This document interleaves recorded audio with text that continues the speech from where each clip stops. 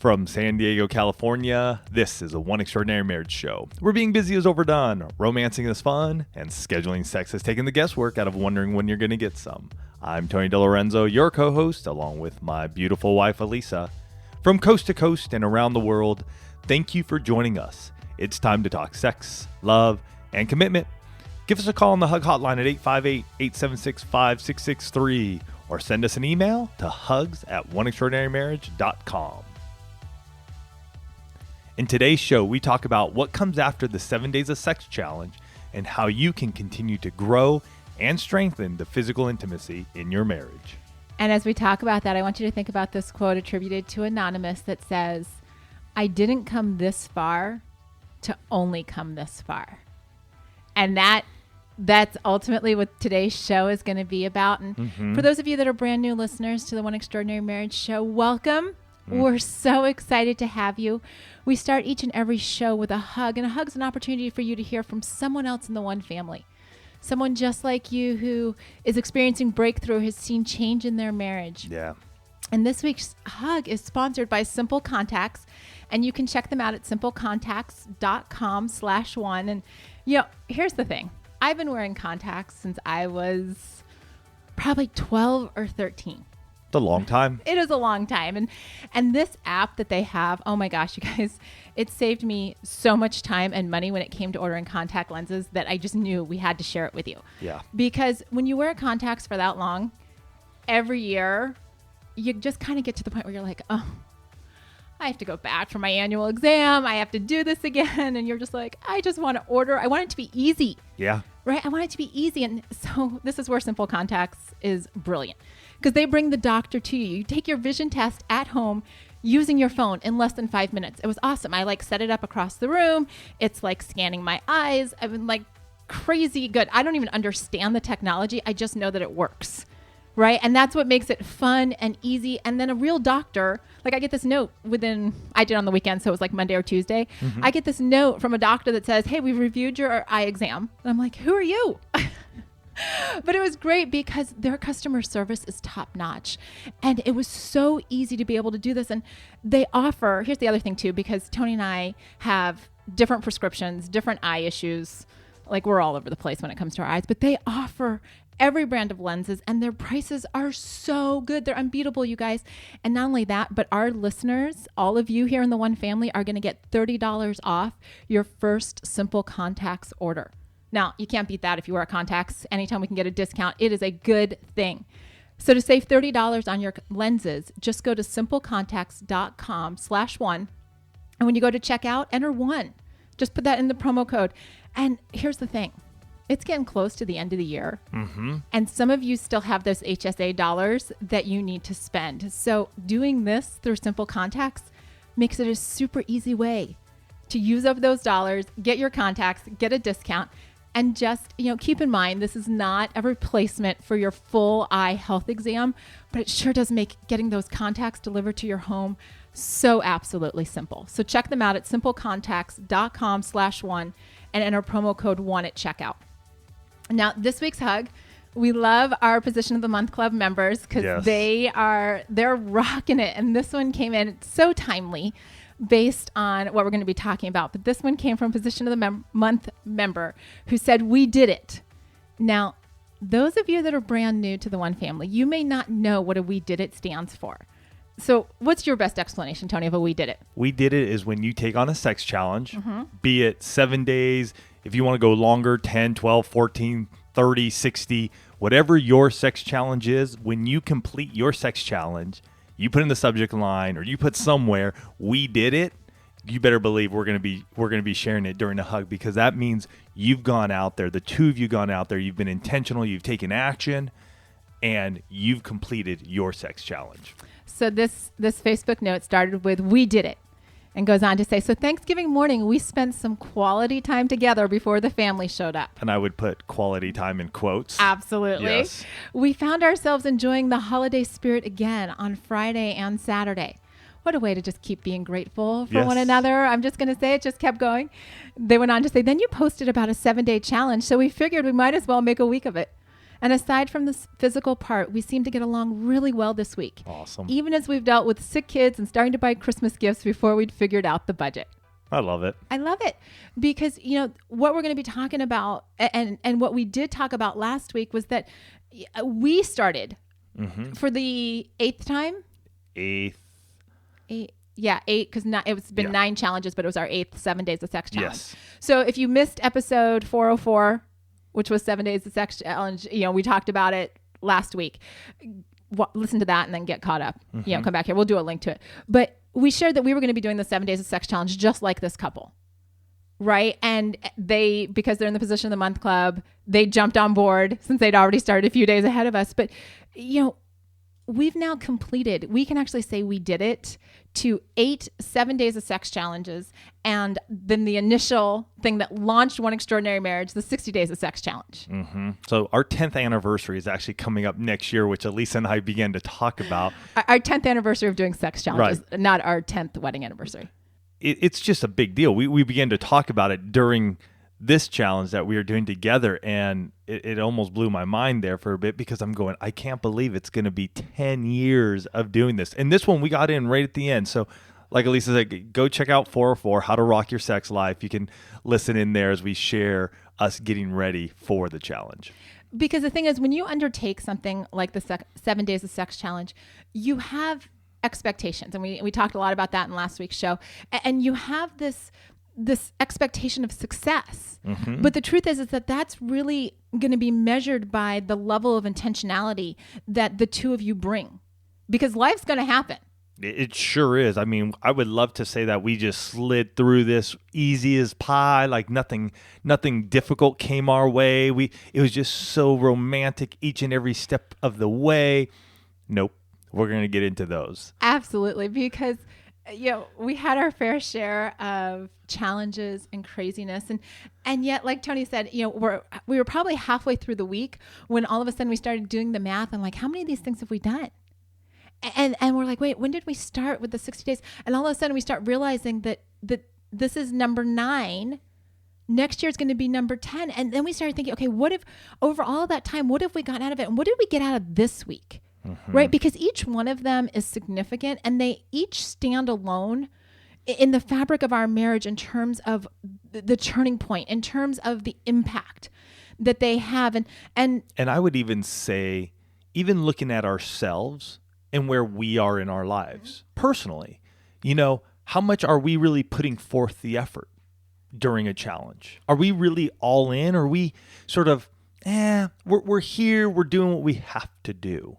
And I'll raise my hand. There have been years when, there are definitely those times when I was just like, you know what? It's something that we've committed to.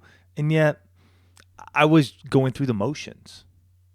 Right. Because you can get through. I mean, it's only 7 days. Right. And like we've told countless audiences, whether we're speaking live or here on the show, you can do anything for 7 days.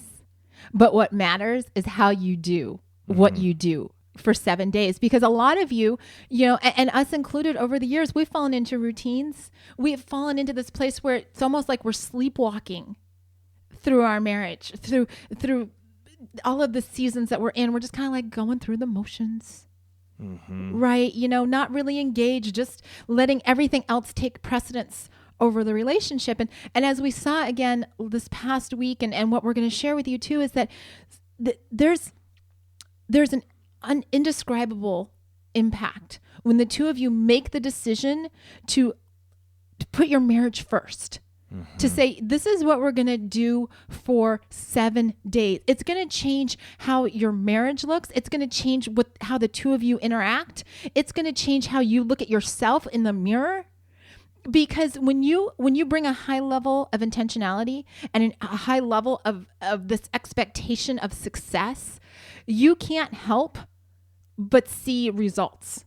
Yeah. You're going to make it happen. I think that's the biggest thing that I would say both Elisa and I got out of this one was how intentional we were and the expectation we had. Like we knew that we were going to go through each day doing this, and yet there was going to be a higher level of us being present, expectant of what we were going to get after it, because it's the 7 days are sort of like the pruning process. I feel like, because you prune back your trees or your bushes or whatever, your roses at a specific time of year, because then they're going to grow and they're going to bloom in the spring. And this is almost one of those processes, because you got to go through that pruning of, man, I'm just tired today. And yet if I prune, like if I just die to myself and just go, I'm willing to, I am tired. I am beat. And yet I'm willing to go forward and do this, because I'm going to say, hey, we're going to grow after. It's a big place to be. Because as we talked about in the 7 Days of Sex Challenge book and whatnot, like you can only do so much planning for your week. Like you can pick the best week for her cycle, and you can pick the best week that, there's no travel on the calendar, and you can be so intentional about not putting extra things. And then all of a sudden you find yourself in this week where you're like, we have high levels of expectation, high levels of success. And then the kids get sick. Or maybe you get sick, or you're not sick. feeling the best, or a meeting comes up, a late night, an early morning that you weren't expecting. Things come your way. You know what I mean? You had plans maybe to be gone for an evening, and that didn't work out. Or, kids were going to be gone for a couple of the days or one whole day, and it didn't work. You're planning on having sex right in the middle of the day, and now you have a kid home sick, and that throws everything off. So and so you look at it and you say, what's my level of commitment? What's my commitment when it seems like everything's working against this level of expectation? What's my commitment when I'm exhausted? And I will tell you, there were a few days this past week, not feeling the highest energy levels, just not. And what do you do when, and a lot of you have shared this with us, like, it seemed like such a good idea to do the 7 Days of Sex Challenge. And then like day 3 or 4, we're like, why are we doing this? Mm-hmm. Right? Day 3 or 4. I mean, there's a reason in the book, day 4 is the quickie. Make it happen, because it's like, man, you've gone 3 days, you're there the 4th day, and you're like, man, I just gotta roll. Mm-hmm. I gotta get through this one day so I can know that we're on the downside. We got 2 more days left. And I just want to say for myself personally that as I've gotten older, I've noticed a change in my body physically. And this was a challenge for me this time. There are 2 nights or 2 times that I didn't come to completion. And I had to be okay with it, and I had to let Elisa know with it. So there's this time in this period where 7 Days of Sex Challenge, that was never a problem. Like when I was in my 30s, that was never a problem. And yet here I am in my mid 40s and going, wow, and having to talk about that and be okay with it personally. Like I had to be okay with that. And so just for you guys who are getting older and you're recognizing that, these are all opportunities for us to discuss, to talk about, be frank, open, and honest with our spouse. Because I remember it was the last night actually for us, and I was dead tired. And I'm like, oh my gosh, and I just knew it just wasn't gonna come. I wasn't gonna come to completion. So I let Elisa know that. I go, I still want to make love. Mm-hmm. I'm not coming to completion. So, and that level of communication that starts to happen when you undertake the 7 Days of Sex Challenge. I mean, that's something that goes all the way back to our first challenge, where we noticed that when we were making this area of our marriage a priority, the communication shifted, right? Because ladies, I'll tell you, 7 days in a row for your husband, it sounds like this amazing idea to him on the front end, but they get exhausted. It can either take longer for him to ejaculate, or he might not. And that's not a reflection on you. That's just, the muscle is being worked. No joke. So not an opportunity for you to make him feel bad. Not anything to be like, oh my gosh, are you kidding me? No, none of that. Because here's the thing. Like Tony said, I still want to be with you. I still want to make love to you. This is a component. It's not the whole enchilada. Mm-hmm. Right? And that's what starts to happen. Like this time I saw, for some reason this time, and partly I wasn't feeling well. So like days 2 and 3 were really hard for me. I was like, why are we doing this? And then I'm like, because we have no more months left in the year. And I'm having this whole like conversation with myself. And then, we had an opportunity where we could have sex during the day. And I'm like, oh, hallelujah, the angels are singing, right? During the day. That was day 4. I think that was day 4. Right. Awake. Right. Like, let's face it. Awake We're really sex. into awake sex. I mean, if there's one thing that we love more than anything is awake sex, because we get into bed 9:30, 10 o'clock. We do some reading. I mean, we're shutting down. So when we can get something in, 1, 2, 3 p.m., it's a beautiful it's a beautiful thing. And again, I think I saw this time too that the little things don't become big things during the week of the 7 days of sex challenge. Right? Let's face it, folks, your spouses irritate you. They all have little things that they do that you're just kind of like, I wish you wouldn't do that. The things that were cute when you were dating and now, 10, 15 years in, you're like, are you kidding me? Like, this is what I'm dealing with for the rest of my life. Right? We all have those things. I'll be the first to admit it. Tony would love for my desk to look immaculate every morning. It does not. It does not. It irritates him. I close my eyes. He actually closes the door to my office. There's a reason we have 2 offices in our house. But I share that because, this week, like, I even knew preparing for the show, I'm like, just get your desk cleaned off before he walks into the office. Just make it better for him. Don't get hung up if he's got to be late or if you've got to take a kid or if you've got to do, because at the end of the day or sometime during the day, we're going to try and connect. Right? That's been the lesson that we learned the first time. And that's been a lesson that has repeated itself year in and year out.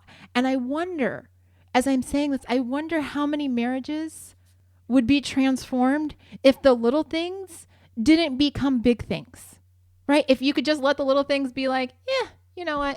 It's an irritant, but it's not enough to like have a full on fight about. Mm-hmm.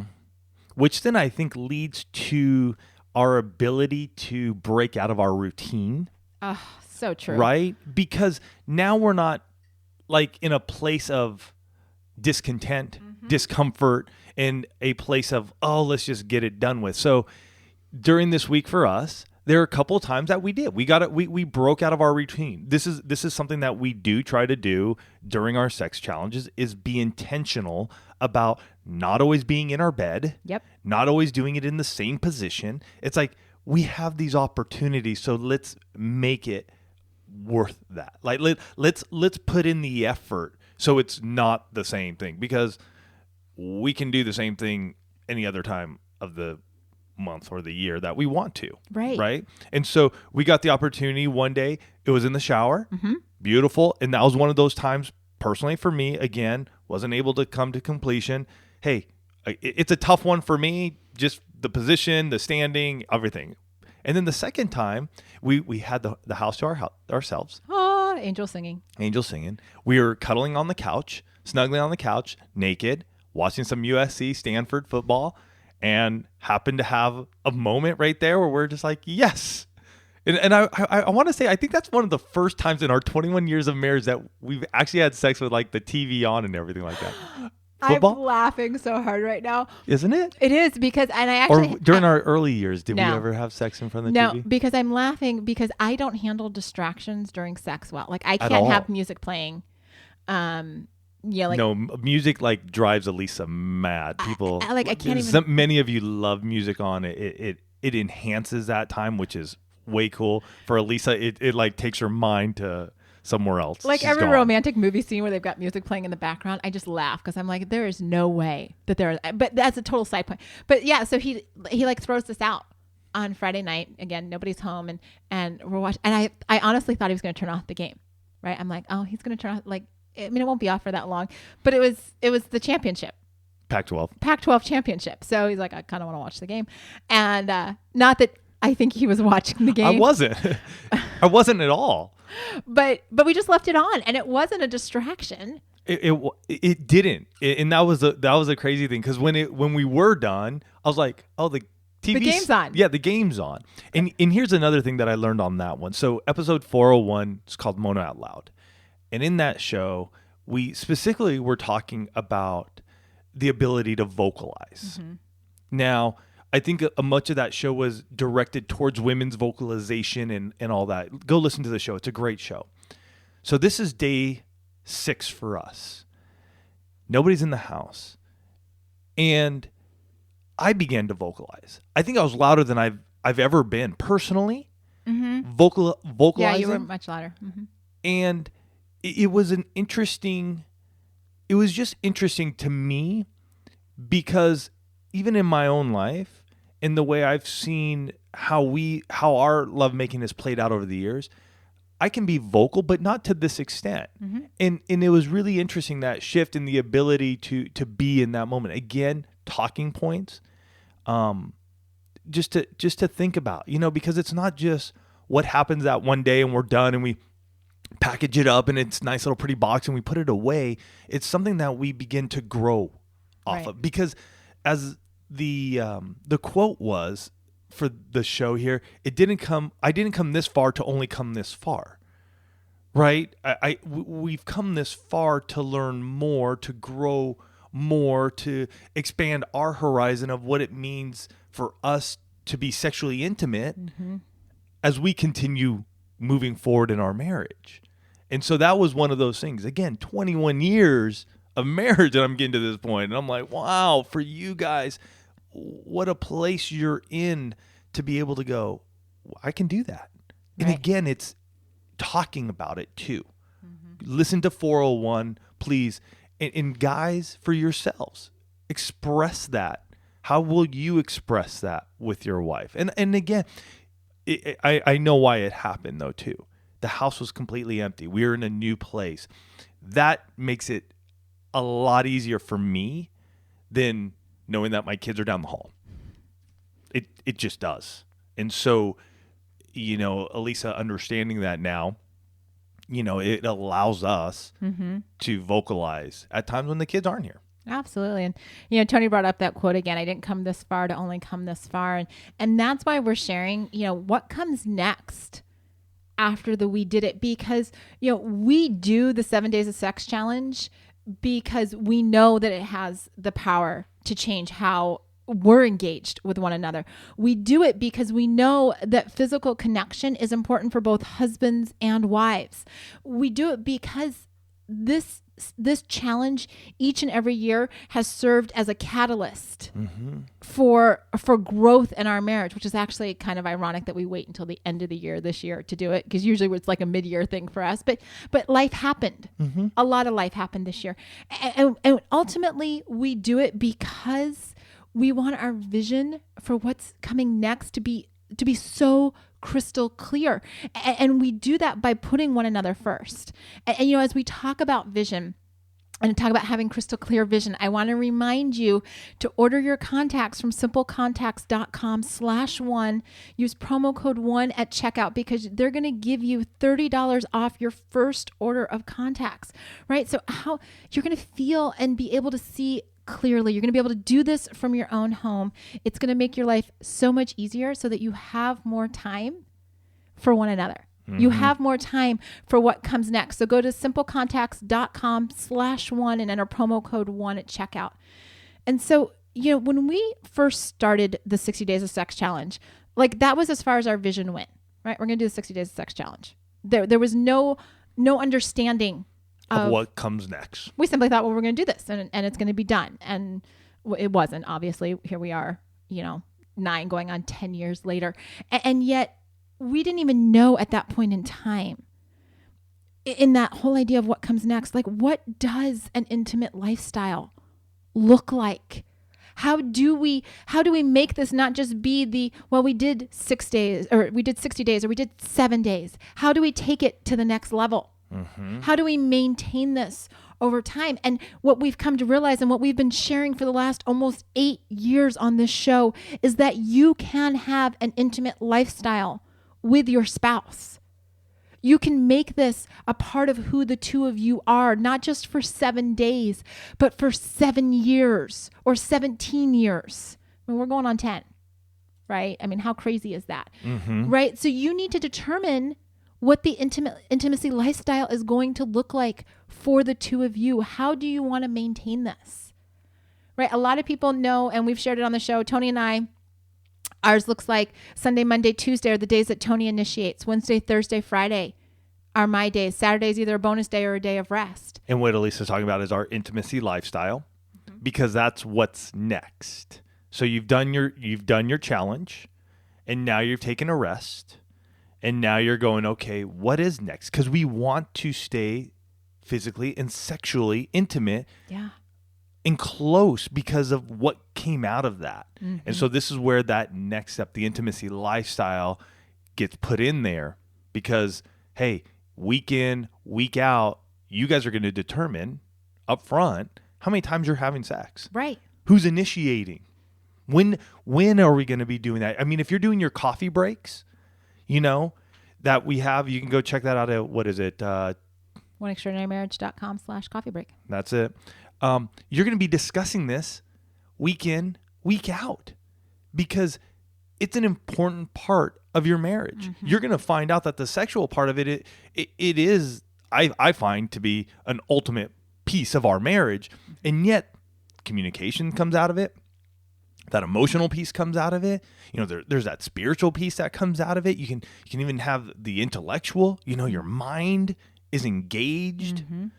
There's so much more. But if you just stop at the challenge, and we've seen it from many couples, they do the challenge and they're like, well, that was good for the week, but nothing really major has happened in our lives. So this is where the intimacy lifestyle came in for us and for so many of you, part of the one family, and you've reaped the benefits of it. And what we realized over the years is that a lot of folks are like, I don't know how to create this. Right. And actually this month we've got a tool in the Position of the Month Club. And you can check that out at positionofthemonthclub.com. But we created a tool that said, okay, you know what? We're going to put together a planner. Right. All of the questions that over the years that we have asked one another in order to finalize what this looks like for us, we've created a resource. And that's actually a what's it called? A download in the Position of the Month Club this month, because we want you to be able to say, what do I need to ask? What haven't I thought of? Right. One of my coaching couples is like, well, they're like, well, we should just do the intimacy lifestyle the way that you and Tony do it. And I said, that's great. Does that actually work for you? Right. And as we started talking, they realized, oh no, we actually need to have our day off be Wednesday. And so for us, as a heads up, my days to initiate are Sunday, Monday, Tuesdays. Elisa's are Wednesday, Thursday, Friday. Saturday is our off day or bonus day.